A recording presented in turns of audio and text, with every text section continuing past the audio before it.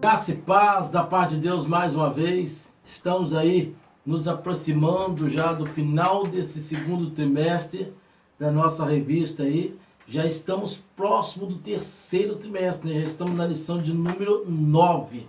Eu sou o pastor Walter Leme, da Assembleia de Deus Central em Cachoeiro Itapirim. Você é meu convidado para estar comigo toda semana para aprendermos junto dessa maravilhosa aula. Então, vem comigo para estudarmos sobre a Arca da Aliança.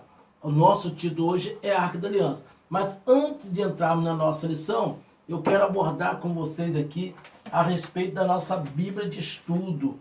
Essa linda Bíblia de Estudo que será sorteada até o final desse trimestre. No final de junho agora, quando terminar o trimestre, eu vou estar sorteando. Vou estar postando um vídeo. Nesse vídeo você vai comentar, vai marcar o seu nome nesse vídeo.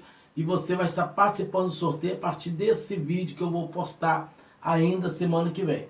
Então participe comigo, se inscreva no canal, você que ainda não é inscrito no canal, se inscreva, participe para que você possa ganhar essa Bíblia. Qualquer parte do Brasil que você morar, essa Bíblia vai chegar até você. Através dos correios, nós vamos estar entregando na sua casa. A última Bíblia que sorteamos, ela foi entregue no Paraná. E agora vai ser a sua vez. Não importa de onde você é, você pode ganhar essa Bíblia de Estudo Expositor. Então que Deus te abençoe e que você seja muito abençoado. Vamos na nossa aula de hoje falando um pouco da arca, né? Vamos combinar um pouquinho sobre a arca. O nosso texto áureo está baseado na nossa revista, a revista que eu tenho com você aqui do Tabernáculo, símbolo da obra redentora de Cristo. Lição de número 9, a Arca da Aliança. Texto áureo, Êxodo 26, 33. E vai dizer assim: pendurarás o véu debaixo dos colchetes e trarás para lá a Arca do Testemunho, para dentro do véu. O véu se fará separação entre o santo lugar e o santo dos santos. E também nós temos a verdade prática, que ela está dizendo o seguinte: por meio de Jesus Cristo, por meio de Cristo Jesus, podemos encontrar-nos com Deus santo e misericordioso. A nossa leitura bíblica em classe dessa semana, que você possa estar estudando, ela está em Êxodo, capítulo 25, versículo 10 a 22. É a nossa leitura bíblica em classe. Eu quero ler com você também os 3 objetivos da nossa lição. Nossa lição ela tem descrever a Arca da Aliança, a simbologia do propiciatório e a respeito dos elementos sagrados dentro da arca, os 3 elementos que havia dentro da arca. A Arca da Aliança, que era a peça mais valiosa do tabernáculo, que era considerado uma das peças mais caras, bem trabalhada. Essa arca ela tinha objetivos muito espiritual, que ela vai agora trazer uma simbologia com Cristo, representando também a Cristo e representando também nos dias de hoje o Espírito Santo. Então vamos falar como que isso se dará.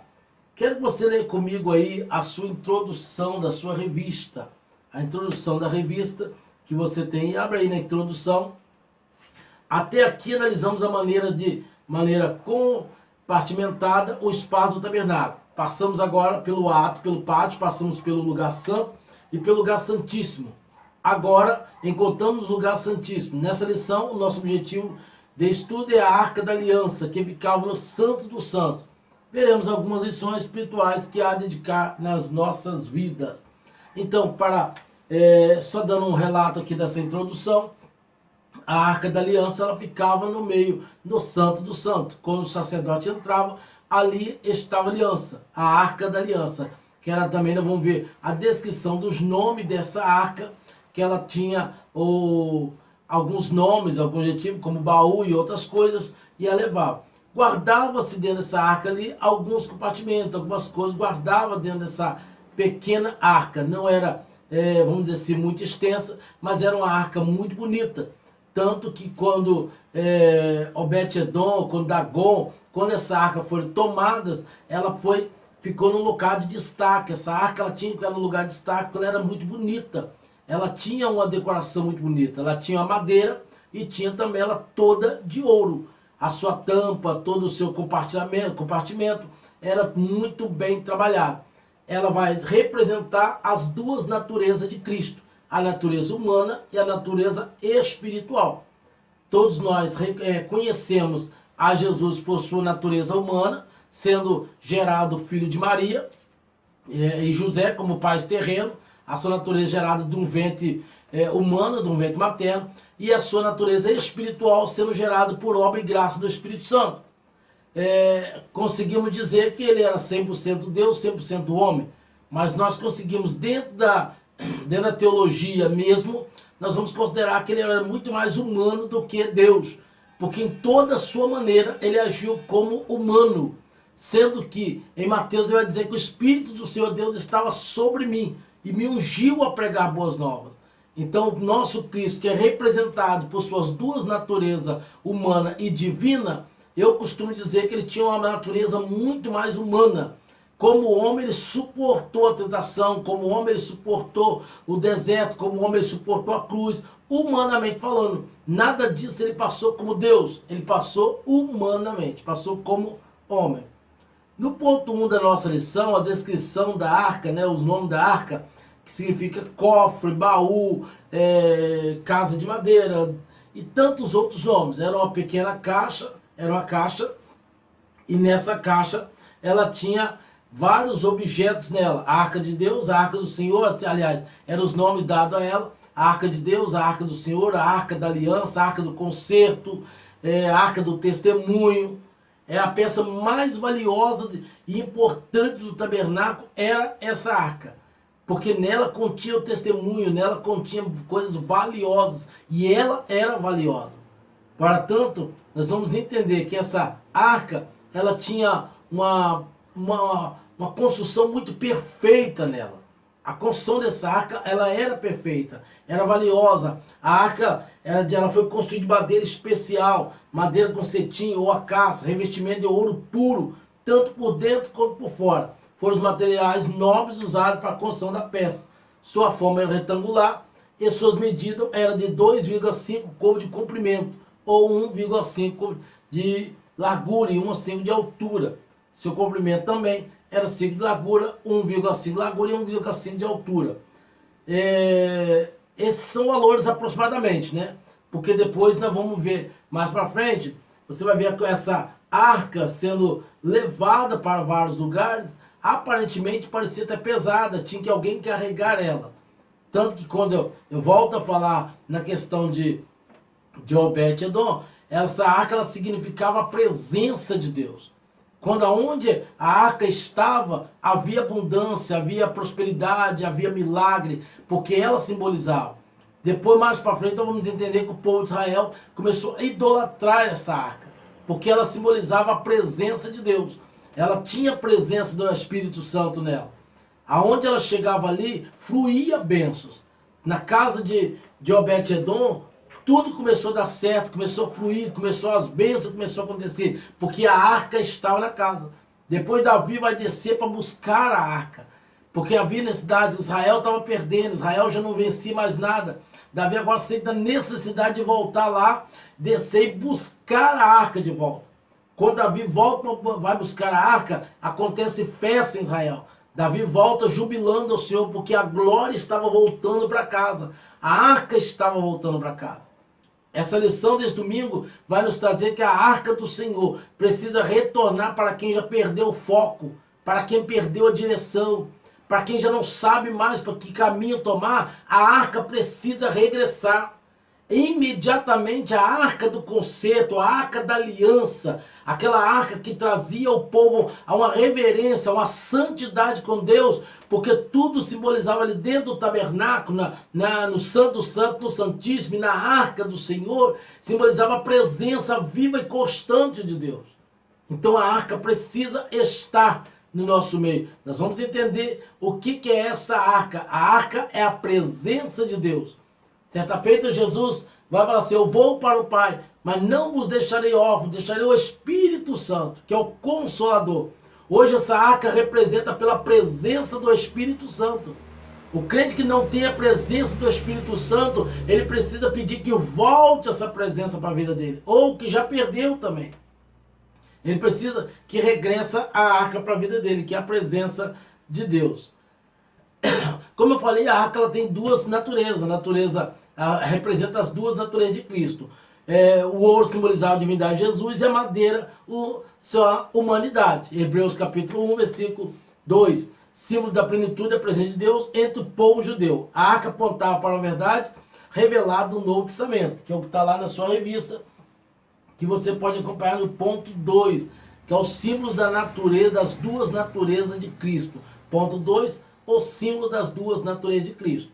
Tanto do seu lado humano, que representava, a espiritual representava pelo ouro, por ser banhado por ouro, ouro fino, ouro de primeira qualidade, e a madeira representava o seu lado humano, que nós vamos passar para a nossa sala do Novo Testamento, assim, porque nele habita corporalmente toda a plenitude da divindade. Nele habitava toda a plenitude da divindade. Colossenses 2:9. Ou seja, Cristo, Emmanuel, Deus conosco, o Verbo se fez carne e habitou entre nós, e vimos a sua glória como a glória do unigênito Filho de Deus. Ou, em outras palavras, aquilo que era verbo, aquilo que era palavra, aquilo que apenas era uma palavra dita lá no Velho Testamento, lá antigamente, na antiguidade, agora ele vai habitar, ele vai tornar em forma de carne humana e vai habitar entre nós. Então, vai haver uma fusão entre a divindade e a humanidade. O que era divino tornando-se no humano, o que era humano tornando-se santo para executar esta obra. O Cristo manifestado, como diz o Colossenses, porque nele habita corporalmente toda a plenitude de divindade. Ou seja, naquilo que era verbo, naquilo que era carne, passou a habitar tudo aquilo que era espiritual e divino. A divindade de Cristo, a divindade celestial estava nele, no seu lado humano. Ele poderia fazer muitas coisas, muito milagre como sendo Deus? Podia. Mas o que Cristo fez foi muita coisa do seu lado humano. Volto a dizer, Cristo tinha uma identidade humana que às vezes funcionava muito mais, atuava muito mais no seu lado humano do que no seu lado como Deus. Às vezes nós queremos colocar o seu lado Deus pela realização dos milagres que ele fez, por andar sobre as águas e outras coisas. Mas Jesus teve fome, Jesus teve sede, Jesus teve sono, Jesus passou aperto. Em todo momento ele teve o seu lado humano sendo testado e foi aprovado. Sem dúvida alguma, grande é o mistério da piedade, aquele que se manifestou em carne. 1 Timóteo 3,16. Que nós vamos entender também que hoje nós temos o destra de Deus, um sumo sacerdote que sabe o que se passa em nossa vida. E por isso ele teve essa preocupação. Portanto, habita em chegar ao trono da graça com confiança. O nosso texto da lição vai nos relatar que seja feito pelo trono da graça, chegamos ao trono da graça com confiança. A arca da aliança representava a presença de Deus no meio do seu povo. A arca da aliança representava a presença de Deus no meio do seu povo. No outro ponto da nossa revista, que é o ponto número 3, da tampa da arca, o propiciatório da arca, a tampa de madeira, casca, ficava sobre a caixa. Essa arca denominada propiciatório era adornada com figura de 2 querubins de ouro, um em uma frente, o outro suas asas permaneciam abertas e voltadas para o centro da arca. Era uma obra belíssima. Era apenas uma moldura, mas que representava a segurança da arca. Os 2 querubins, os 2 anjos que ali habitavam e tomavam conta dessa arca. Ela era uma representação da arca da aliança. Essa tampa que ficava ali era muito bem trabalhada e, ao mesmo tempo, ela tinha uma figura de 2 querubins, que ao mesmo tempo. Há algumas ideologias por aí, alguns que afirmam que seria uma representatividade de anjos que tomam conta do lar celestial, que cerca e que são a serviço de Deus. Outro símbolo da tampa é de cobrir algo valioso, figura de proteção dos elementos. Por exemplo, a arca tinha as tábuas da lei, a vara que floresceu e um vaso com maná no deserto. Ponto 2 da sua revista, simbologia da tampa da arca. Tinha 3 elementos adentro: as tábuas da lei, a vara que floresceu e um vaso com maná. As tábuas da lei representam a lei que Deus deu a Moisés. A primeira ele quebrou na idolatria do povo. Esta era a segunda tábua da lei. A vara foi aquela que ele pegou das 12 tribos, 12 varas, para escolher o sacerdotal, o ministério sacerdote. Nesse caso aqui, no caso de Levi, foi colocado na vara o nome de Arão. E aquela vara que florescer seria esse que Deus escolheu. Quando pela manhã, somente a vara de Arão floresceu. Aí o povo todo teve que aceitar que foi Deus quem escolheu o ministério de Arão como sacerdote. Então agora essa vara floresceu e ela vai ficar guardada dentro da arca. Então ali tem as tábuas da lei que Deus deu a Moisés e tem também a vara. O vaso com maná do deserto representava que Deus era Deus de sustento, Deus manifestava o seu sustento. Era preciso notar que dentro disso aí, esse maná guardado por algum tempo, costumava estragar. Mas aquele que era colocado dentro da arca, não estragava. Uma coisa muito inédita isso aí, uma coisa muito espiritual. Porque se colocasse dentro da arca, não estragava. A arca ela representa aquilo que está guardado com Deus. A providência, vai haver sempre fartura. Que Deus queria dizer para o povo que haveria sempre pão, haveria sempre fartura para o povo. O povo não ia morrer de fome. O povo não ia padecer fome. O povo ia ser sempre farto e abençoados por Deus. Hebreus tem o significado do trono de misericórdia. Logo, propiciatório da tampa, da arca, remota o valor da misericórdia, do sangue e expiação oferecido pelo nosso Senhor, conforme o apóstolo Paulo escreveu, sendo justificado gratuitamente pela sua graça, pela redenção que há em Cristo Jesus, a qual Deus propôs para a propiciação pela fé no seu nome, o qual Deus propôs pelo seu sangue, para demonstrar sua justiça pela remissão dos pecados dantes cometidos sob a paciência de Deus. Romanos capítulo 3, versículo 24 e 25. Os querubins representam simbolicamente, a majestade divina, a deidade do Todo-Poderoso. É o ponto 3 da sua legenda, simbologia dos querubins. Nesta aqui vamos entender a visão de Ezequiel e vamos entender também do apóstolo João na ilha de Patmos. A função base deles era proteger o trono de Deus. A função era proteger os servos do Senhor, proteger. João teve essa visão na ilha de Patmos e Ezequiel também protegeu o trono de Deus. Por isso a imagem de querubim reflete um aspecto de protetor, ressaltando o compromisso deles de guardar a lei de Deus, a sua misericórdia. Graça, fidelidade são virtudes presentes na arca, mostrando que Deus sempre se interessou em amar e proteger o seu povo. Esse ponto 3 da simbologia dos querubins, quero que você leia bem com sua sala do ponto 3, principalmente a parte final, que vai falar assim: a misericórdia, a graça e a fidelidade são virtudes presentes na arca, mostrando que Deus sempre se interessou em amar e proteger o seu povo. Deus sempre demonstrou em amar e proteger o seu povo. Deus tem carinho, Deus tem prazer em abençoar o seu povo. Deus tem prazer em guardar o seu povo. Deus tem prazer em proteger o seu povo. A simbologia do querubim simbolizava a presença de Deus, a proteção de Deus. Deus protegia o povo. Deus guardava o povo, então a sua proteção sempre foi. Então Deus sempre se interessou nessa proteção. O salmista vai dizer que aos seus anjos dará ordem para que te guardem todo o teu caminho, todo o teu respeito. O Senhor vai dar ordem. Aos teus anjos dará ordem. O Senhor dá ordem para que te guarde. Você não está sozinho, você está guardado pela proteção de Deus, pela presença de Deus, pelo querubim de Deus, pelos anjos enviados de Deus, que guarda a sua e a minha vida. O propiciatório tinha como finalidade cobrir algo valioso e apontava para o valor misericordioso do sangue de Jesus oferecido em nosso favor. Também vamos entender, dentro desse contexto, os elementos sagrados, que é o próximo ponto da sua revista. Eu estou pegando ponto por ponto para que você possa estudar comigo. Os elementos sagrados dentro da arca, o ponto da sua revista. Dentro, como mencionamos anteriormente, os 3 principais objetos estavam na arca. Primeiro, as tábuas da lei. Primeiro ponto, aí para você conferir comigo. As tábuas da lei, Êxodo capítulo 25, versículo 16, Tá? As tábuas da lei. Pelo poder divino, Deus esculpiu em 2 tábuas sua lei para Israel. Como eu já disse antes, uma tábua foi quebrada, essa era a 2ª tábua da lei, pois a primeira foi quebrada quando Moisés, depois de ver o povo de Israel praticando idolatria com bezerro de ouro.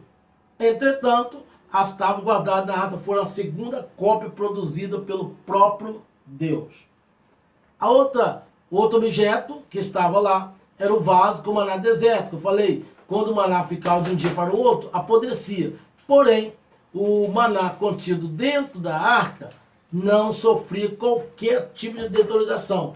Isto significava que a provisão de Deus do Altíssimo para o seu povo. Da mesma forma, essa imagem aponta para o Senhor Jesus como o maná celestial, o pão vivo. Ele mesmo disse: eu sou o pão da vida.